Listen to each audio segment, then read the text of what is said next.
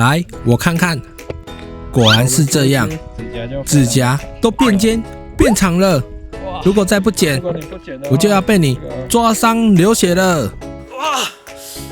哦，你是不是也有这样的经验？被鸟抓伤，被鸟抓痛了，甚至流血了，那要怎么办？很简单，就把指甲剪掉就好了。可是要怎么帮鸟剪指甲呢？小技巧玻璃斋，让你一个人剪鸟指甲，再也不手忙脚乱。你可知道剪指甲也是会流血？那你知道流血了要怎么办吗？我就把我的经验分享给你。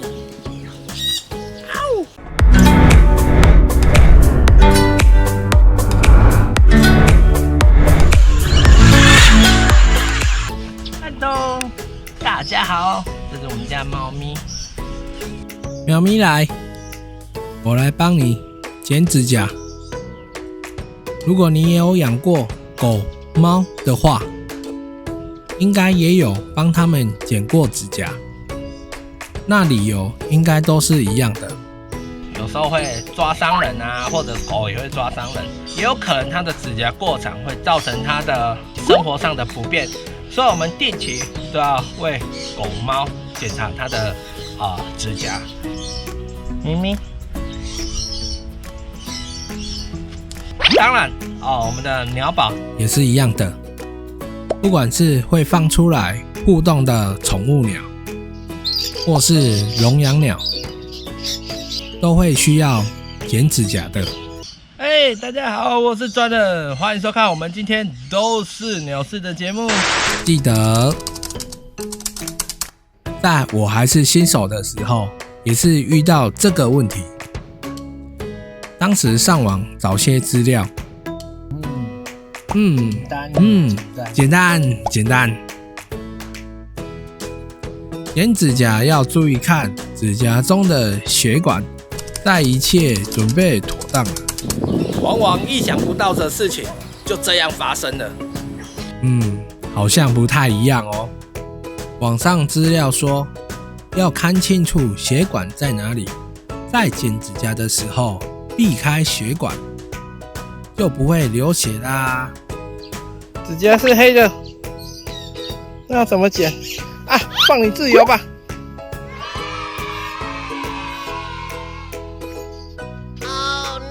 看来把问题丢掉，问题又飞回来了。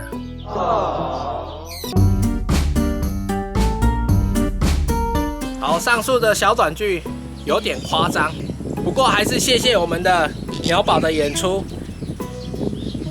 有1号、2号，还有3号同学。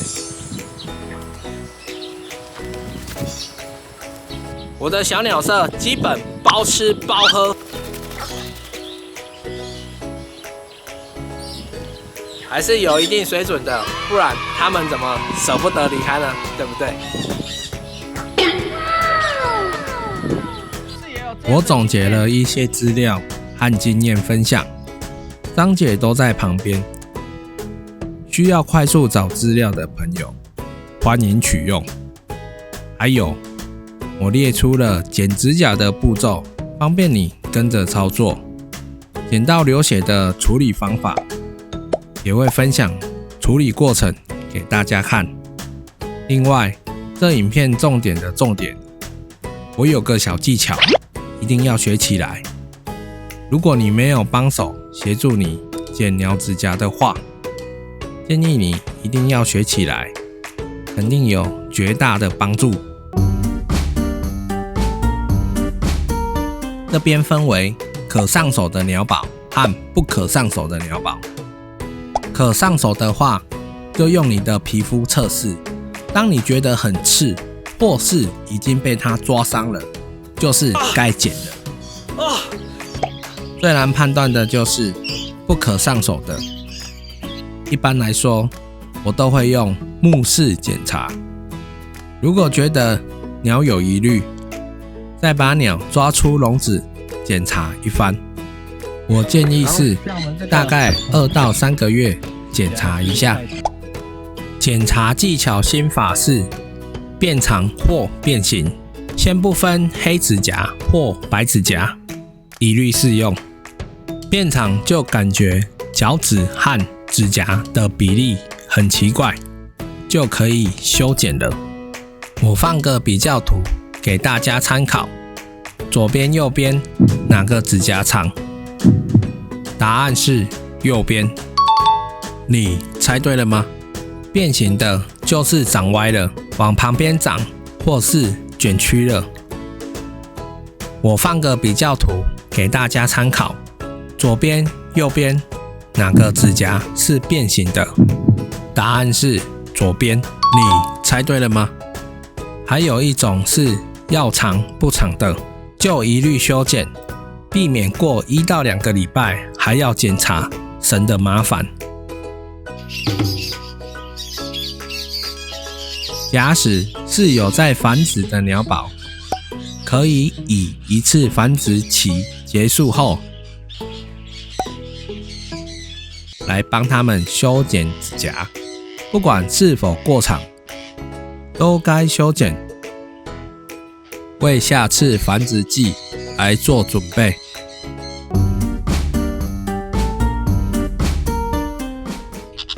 抓鸟要剪鸟指甲前，第一步要先抓鸟。除了可以上手的鸟宝，比较容易可以剪到它的指甲外，其他的鸟你抓它，不跟你拼命才怪。而且你也要注意，不被鸟嘴咬到。我们就徒手抓到了，有没有看到？好。先简单示范如何抓鸟的，日后会拍影片，详细讲解分享抓鸟的技巧。抓鸟的方式有：1. 徒手抓鸟； 2. 网子抓鸟； 3. 戴手套抓鸟。在抓鸟前，最好在室内紧闭的空间，避免飞走。1. 徒手抓鸟。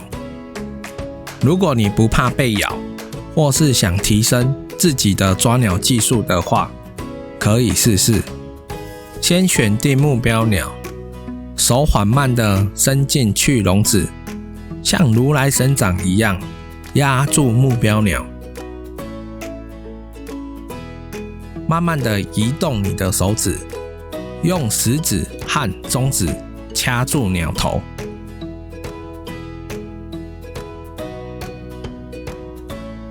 撑起固定鸟头，不让头部摇晃或是转动，其余手指固定身体，这样就完成啦。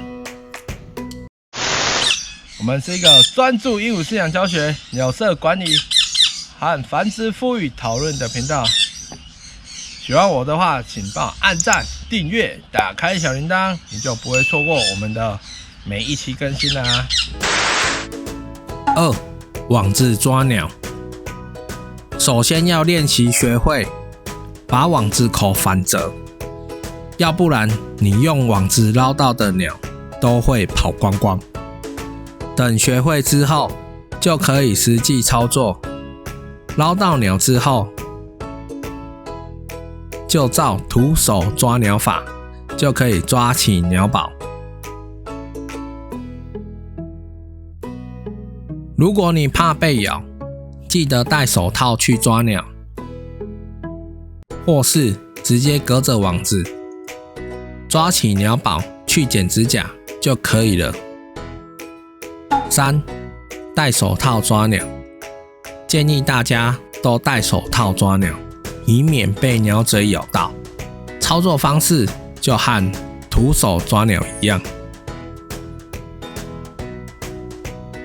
请记好正确的抓鸟手势，建议截图起来，日后需要抓鸟的时候可以拿出来参考一下。如果想降低鸟宝紧张的情绪，可以在鸟宝头上套住手套或是袜子之类的，有助于降低你和鸟宝的紧张气氛，相对的挣扎也比较少，在剪指甲的时候也会比较顺利。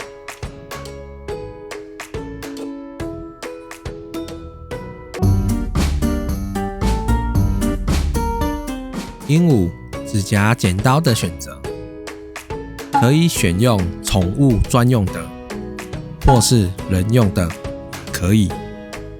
人用的指甲剪比较适合中小型的，例如虎皮、牡丹、玄凤、金太阳、月轮这一类体型差不多的中大型的鸟宝，红领、灰鹰、巴丹、亚马逊、金刚，指甲的厚度可能无法塞进去人用的指甲剪，所以就要使用宠物专用的，会比较适当。对了，因为有可能会不小心剪到指甲的血管，导致流血，所以在剪指甲前最好能用酒精消毒，避免感染。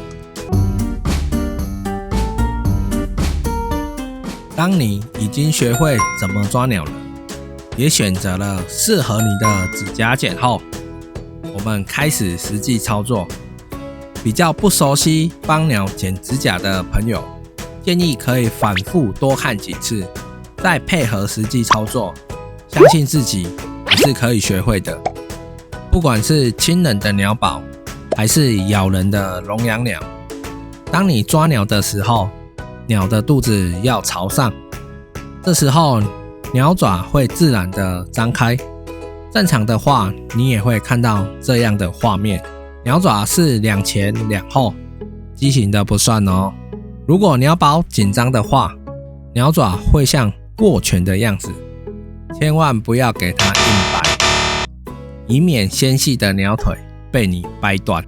教你个小技巧，只要对着鸟宝的泄殖孔吹气，吹个几下，鸟爪就会由握拳状态放松成两前两后，这样就方便我们要帮它剪指甲了。当我还是新手小白的时候，收集网络资料后，人生第一次要准备帮鸟剪指甲，才发现鸟的鸟爪是黑色。奇怪，网络资料不是白色的吗？其实都是对的。自然界鸟爪有分白色、半透明灰蜡感、黑色，都是正常的。鸟爪是白色的话，很好看清楚里头的血管。半透明灰蜡感也是可以隐隐约约看到血管，不过要在强灯之下，我还是把它归类为看不到。黑色鸟爪的话，则是完全看不到。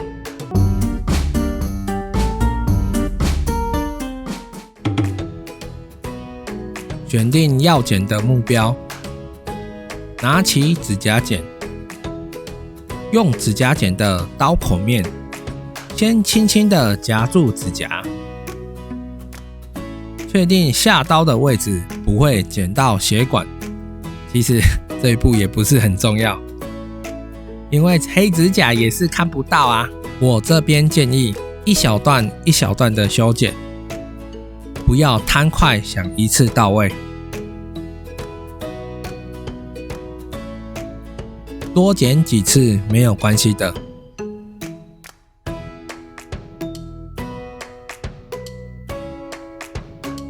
就算剪到血管，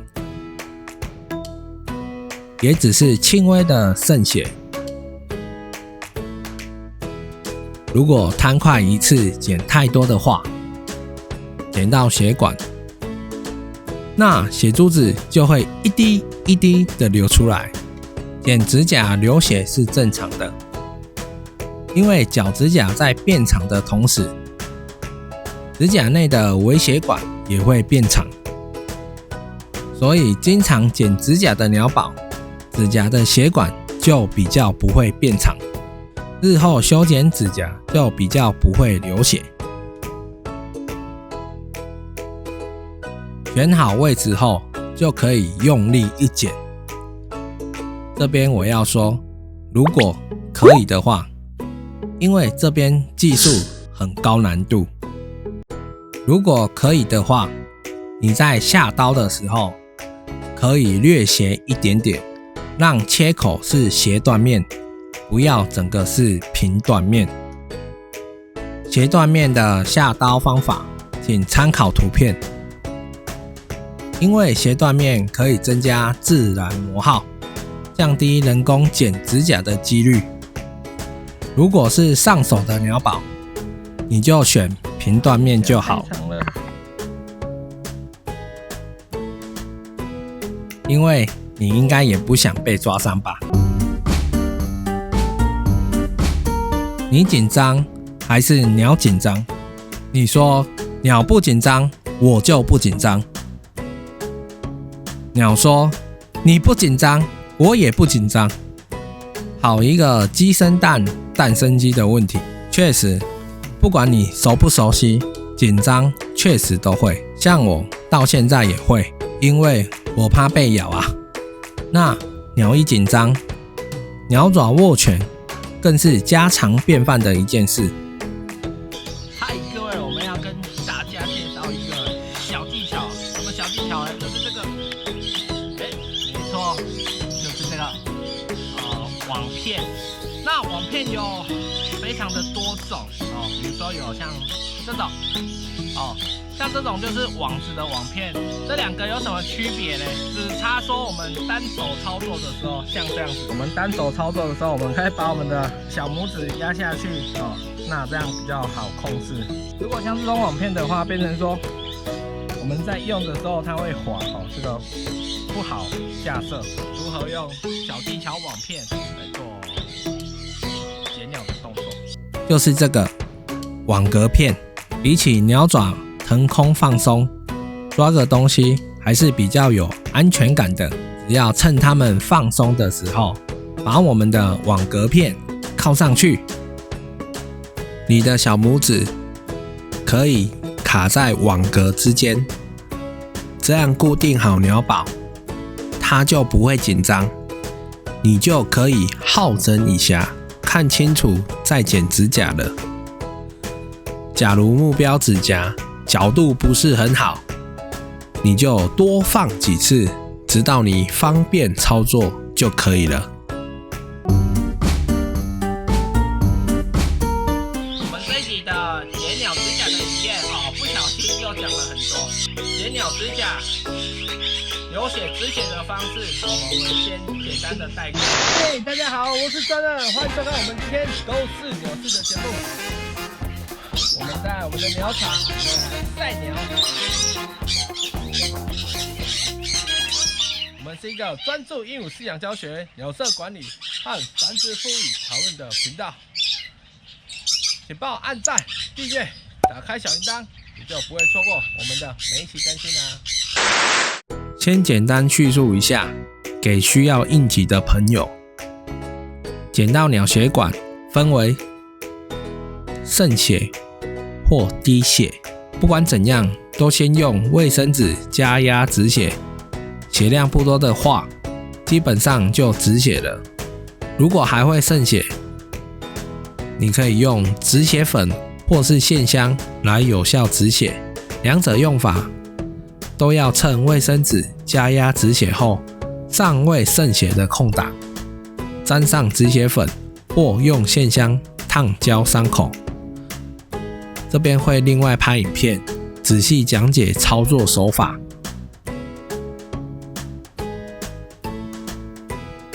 别忘记上面教的小技巧，网格片。用线香碰触伤口的时候，很容易烫伤鸟爪。用网格片可以避免烫伤的风险。剪鸟指甲止血的知识非常的多，也非常的细腻。我们在下一集我们就拍摄剪鸟指甲止血的方式来分享给各位，因为我觉得这个是非常的重要。